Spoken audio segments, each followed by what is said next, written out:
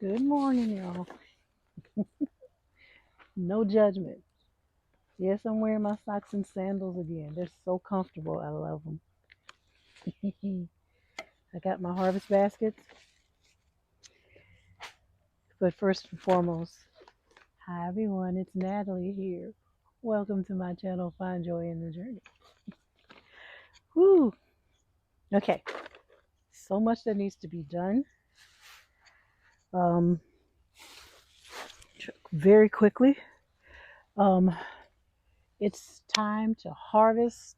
I have a lot of very nice leafy greens like lettuces, um, collards, mustards.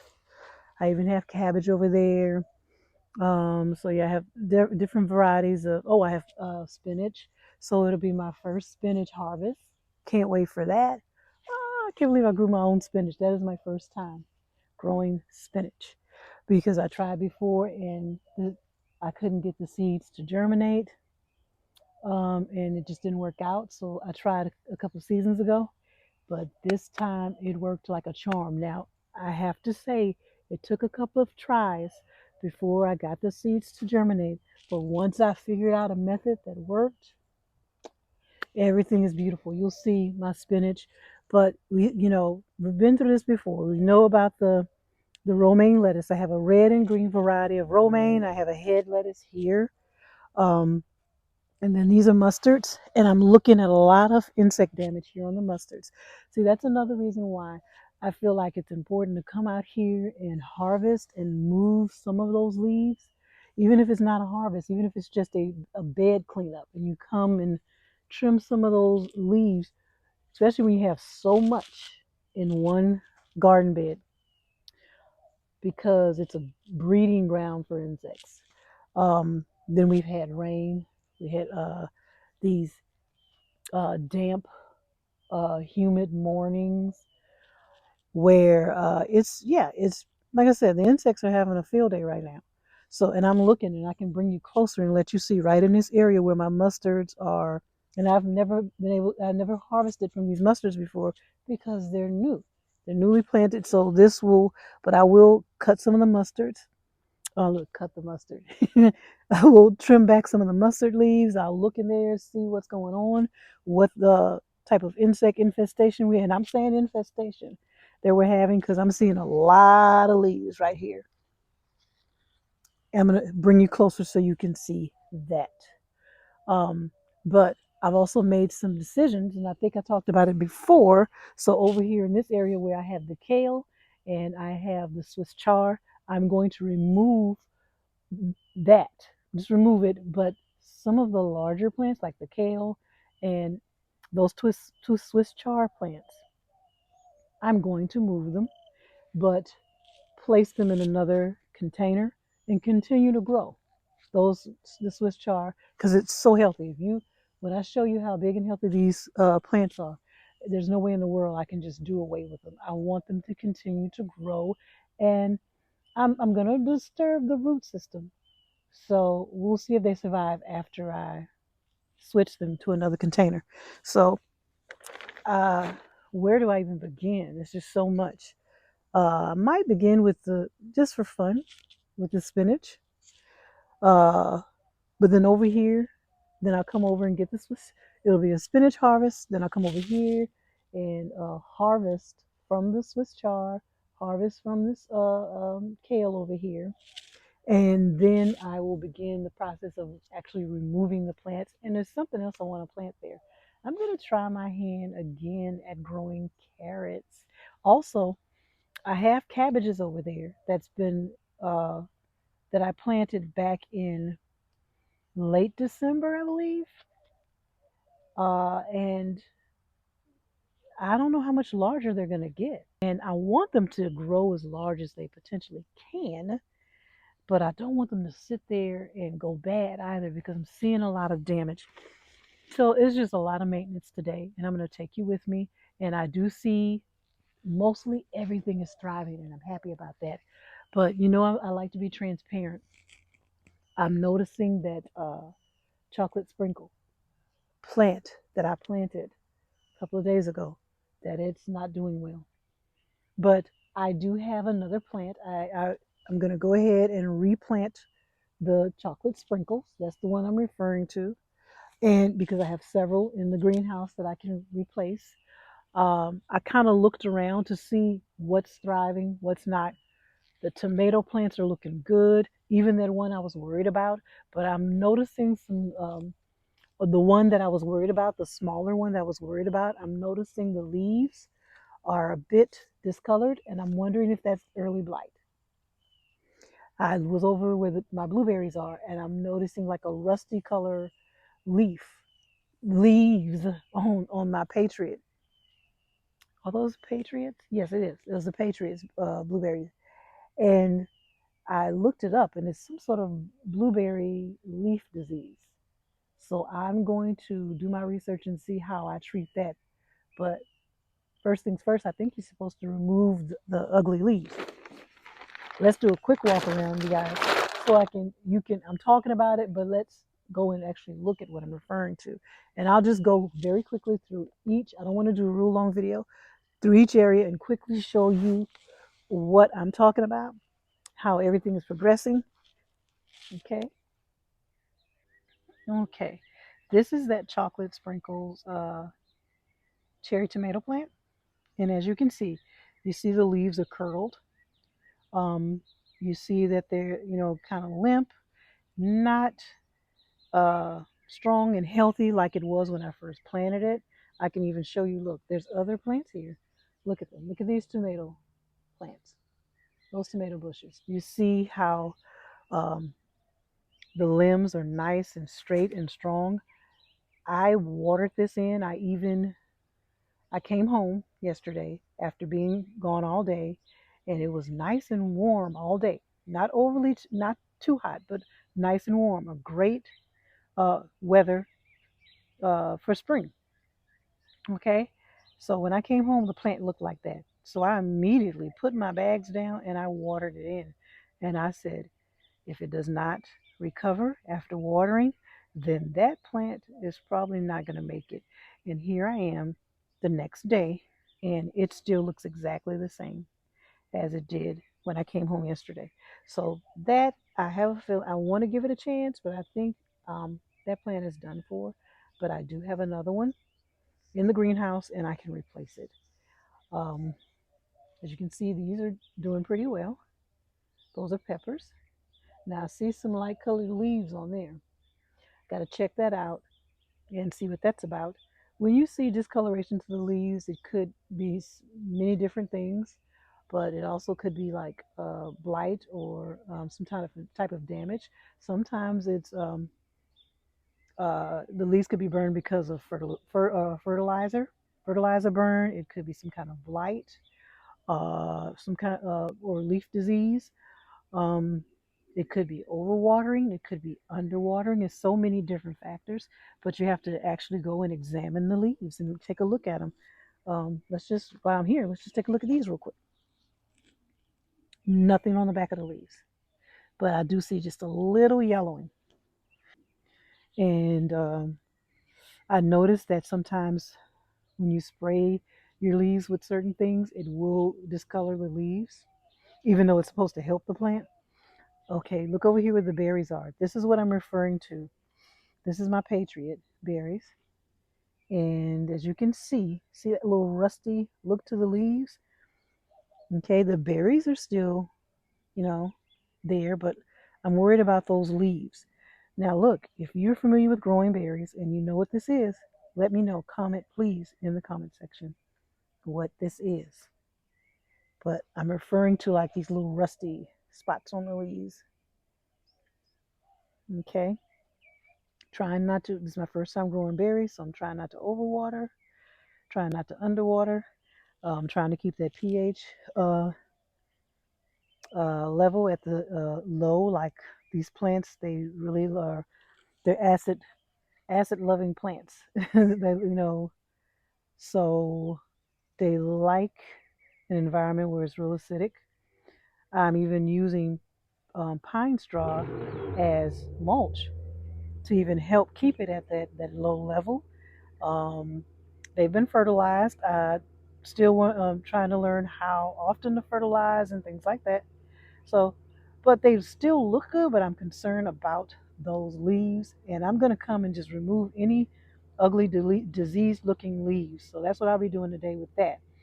These are also blueberries, but it's pink lemonade blueberries, and they look pretty healthy. And these are actually starting to blossom. Okay, so I'm doing pretty good over here. Um, I've been looking at the leaves of my citrus trees during the storms. I mean, the wind just whipped these poor trees around, and but those little blossoms are still holding on. Okay, it's gonna happen. We're gonna have storms, especially in spring. These are the sweet potatoes. Trying to keep that soil evenly moist. The leaves look good and healthy. I'm going to actually add some more soil. I'm gonna add some more soil, kind of top it off there, because when you have this much growth, you see that?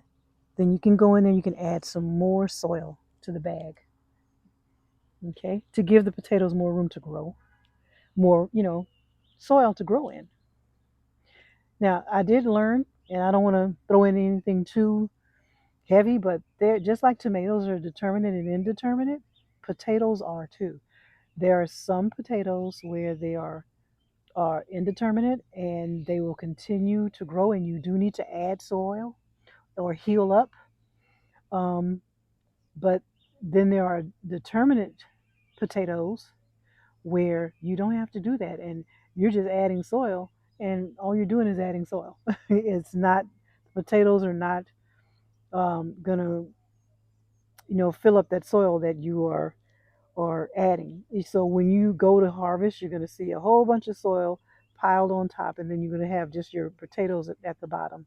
But if it's indeterminate, then yes, adding soil is necessary because you're going to need more soil for those potatoes to grow in. I hope I explained that where it could be understood, but I learned that a couple of seasons ago. My strawberries are looking good. I'm beginning to let the blossoms grow because I want some strawberries, y'all. Those are Chandler's. Parsley's looking good. May give it a little trim. So like I said, this is a maintenance day. More over here. Let's see. That one doesn't look too good. All right. And yeah, I'm seeing a lot of little bugs flying around. More potatoes, and I'm glad all my potatoes are sprouting. Kennebec. I couldn't remember that other variety of potato I was growing, but it's Kennebec, then it's Silverton, Russet, and then this is Red Norland. Yukon Gold and Red Norland over here. Now my corn. I put some corn in grow bags. I have early golden bantam. I have silver and gold, and I have peaches and cream. And I wanted to talk to you about this little bag right here. This is, did I put a tag in there? I may have forgotten, but that is, there's only three little plants in this one bag because that's all that was left of this particular variety, and that is early sunglow. I planted that bag of corn, or that grow bag of corn, the same day that I did my silver and gold, where I was so upset about the soil. And it just made me feel better. I was able to go into the greenhouse to see what else was left in there as far as corn to um to put into the soil. And I found these last three early sunglow corn plants, and I'm like, you know what? They survived the freeze, um, and I think they deserve their place in the sun.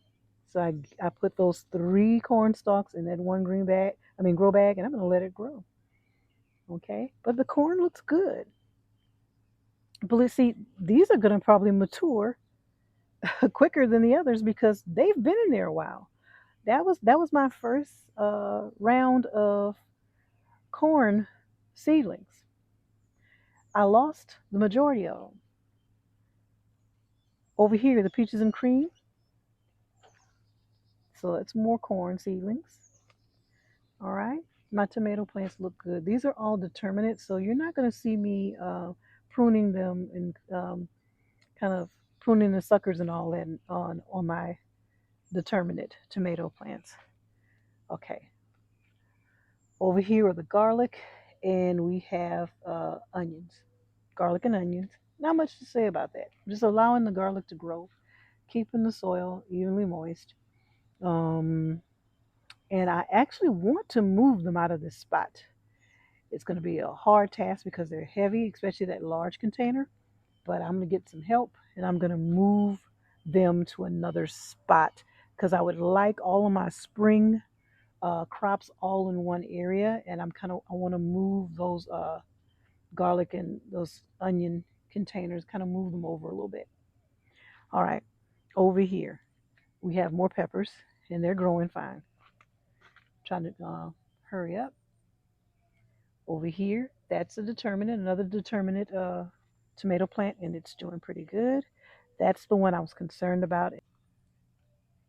Okay. Oh boy. See how it's still so small? This plant was placed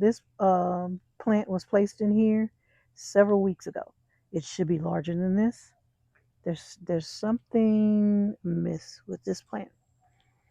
Okay, it should not look like that. It should not be that small. But I was trying to give it a chance. But look how beautiful the marigolds are. That kills me. The plant looks terrible, but the marigolds are flourishing. That's strange to me. It's with the yellowing leaves. Look, I always say, if you know what it is, I'm saying it's blight, but if you know what that is, you let me know. Okay? I could be wrong.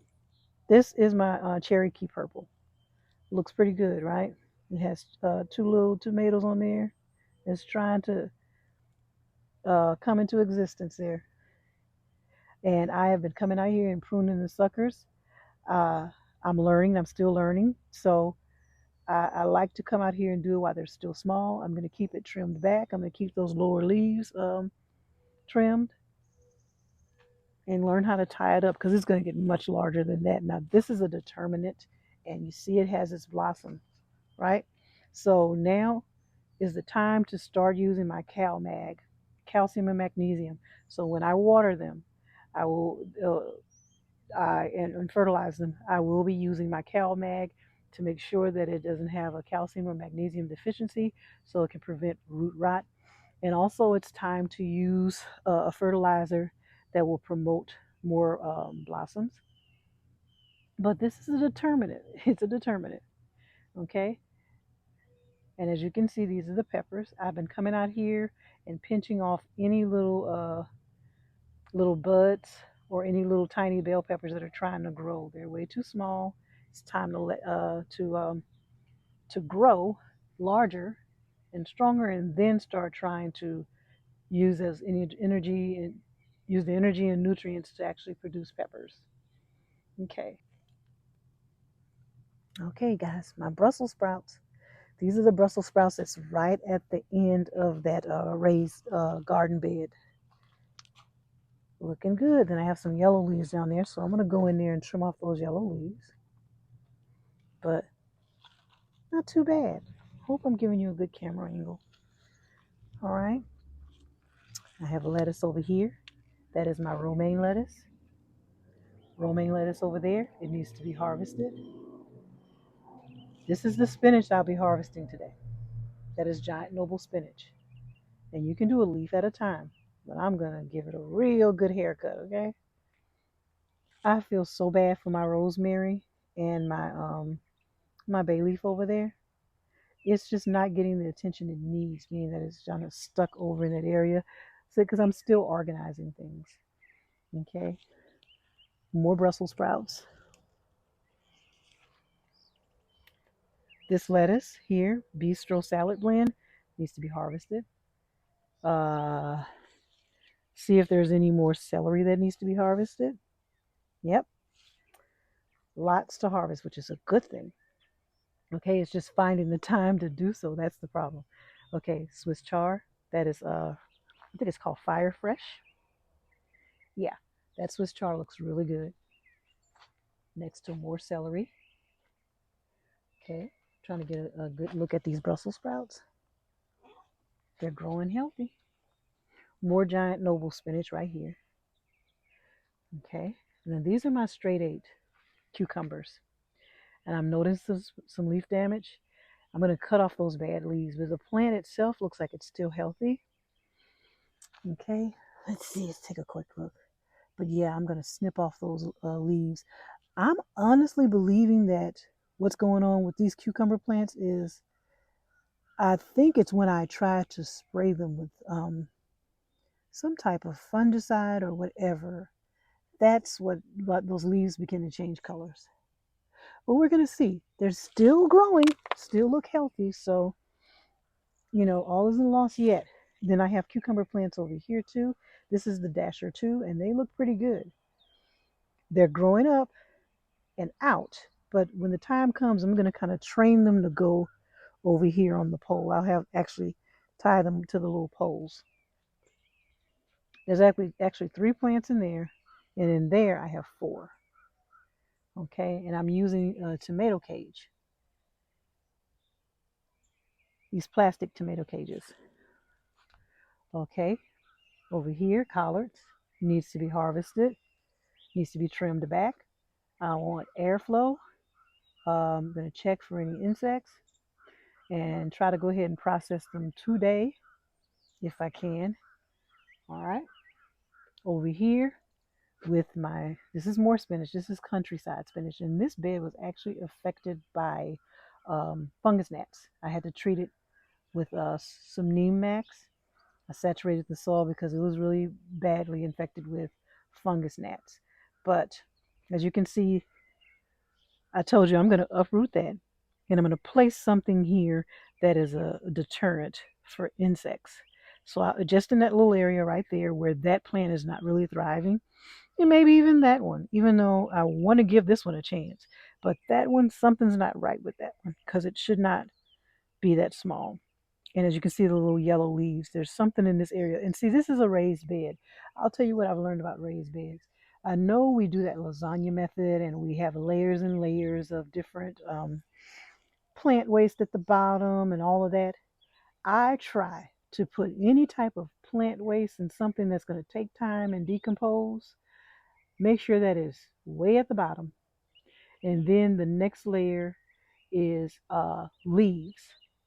Okay, a real thick layer of leaves, and of course it's spring, so you're not going to find a lot of brown leaves, but I have leaves that I have left over from fall, so that will be the next layer.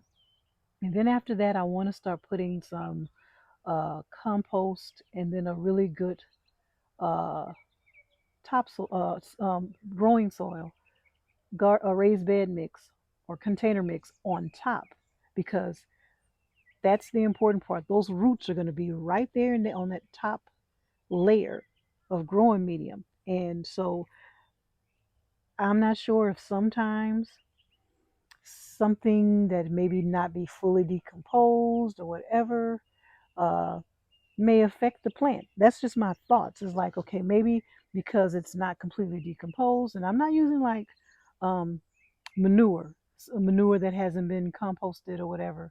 But maybe sometimes if you're just putting raw material, like raw plant waste, right near the surface, and I feel like sometimes it affects the plants. That's just my thoughts. It's not um something that I know for sure. It's just my thoughts. It's like, okay, uh something is interfering with that plant and causing it to not grow right. But yeah, that's going to be taken up, and I'm going to place something in its spot that's going to kind of help keep maintain this bed and control the insects. I have more Brussels sprouts there. I have this one lone red kidney bean plant right there. I have given up on the rest of them. This area, I may commandeer this area for my carrots. I'm going to uproot that plant. I am. I am going to uproot that plant. And because I wanted my red kidney beans in this whole area, and I planted red kidney beans in this whole area. I'm going to uproot that plant, place it in a little container, and let it continue to grow. But that's not enough red kidney beans to actually, harvest and like set aside to to store to eat. I don't. You can't just make it with one red kidney bean plant. You need more than that. So I'm gonna hurry up and soak some more seeds so I can. I'm gonna try again. Sometimes it takes a couple of tries before you can get things to take off. This is zucchini, spineless beauty, and it's doing okay. My first time growing zucchini. And then over here, as you can see, let's get close. I want you to see that. You see this? Fungus gnats. Fungus gnats. And so it's the battle begins, you guys. It's spring. We're planting out all our veggies and get ready to also fight the insects. Okay? So prepare yourself. So while you're getting your transplants and your seedlings in the containers and in the ground or whatever, if you're a raised bed gardener, also make sure you have a stash of insecticide. If you're going to go organic, go organic. Have your neem max, whatever you're using, or whatever type of if you're going to go with like just homemade insecticides, I suggest have it ready. Have it ready. So this is what I'm talking about with the cabbages. You see this? I might go ahead and harvest this one because I don't know. It's so small. It's still small, but I'm worried about this. I'm trying to leave it on there so it can kind of protect the head that's underneath there. I expected them to be larger heads, but we'll see. But that's what I was like, okay, should I go ahead and harvest them? They're so small. They're not large enough. Uh, I wanted to continue to let them grow. We'll see. I would like to put carrots in one of these beds. I don't know if I want it over here near the in that area that I just showed you over there. And there's a bird over there by my Brussels sprouts. He's in there. I just saw him. Where is he? There he is. get get. Oh, and you stay away from my berries. I tell you that much. Okay, but yeah, either the carrots will go there or the carrots will go here. I'm considering the carrots in that area, and then I'm going to put more cabbages. I want to start another round of cabbage over here. All right. Okay. So I'm going to get started, you guys. I just wanted you to see everything, but before I sign off, let me quickly show you the okra. In this area, trust me, it's not going to look like this. I can't tell you what. It's going to be a surprise, but there's going to be something else in this spot, and it's going to be phenomenal. And it's something I've really wanted for a long time, and I can't wait to show you. It's going to be a while, though. It's going to take a couple weeks, but there's going to be something else in this spot. So this is not going to be my okra alley. I'm going to have to set up another area because something else very special is going in that spot. All right, but I'm going to let you look at the okra plants. These were damaged by frost. Okay, this is the first round of jambalaya okra. And I tried to just cut away the ugly leaves and allow the plant to continue to grow. And as you can see, and you have to have the leaves for photosynthesis. They need the leaves. So this one's probably going to have to come up. But I have another plant because there's no leaves. This one still has leaves, so of course it's going to continue to grow. But I have to make a decision about the jambalaya okra because they were planted out and a frost did come and it did harm these plants. Now over here is the Clemson spineless, and they're fine. Okay, and I do have more Clemson spineless to go out. I have at least hmm, four more. Don't know if I want to grow that much okra. I just wanted two different varieties, the jambalaya and the Clemson spineless. So we're gonna see. But yeah, I'm gonna have to replace one of those plants. All right, you guys, I'm gonna go ahead and just get started working. A lot of maintenance, a lot of harvesting, and I'm gonna record it and let you just join in the fun. How can I forget? I meant to show you over here. Look at that. These are my mustards. Remember I told you there's an area where I can see there's some insect activities going on? This is what I'm talking about. They're eating away at my mustards. So just when you think, look at that. Look, y'all. You see that?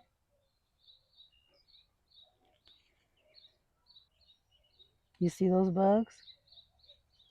They're all over the place. Look, this was actually swimming in a puddle of morning dew. I didn't see. You have to get in there and look, you guys. I didn't even know that was there.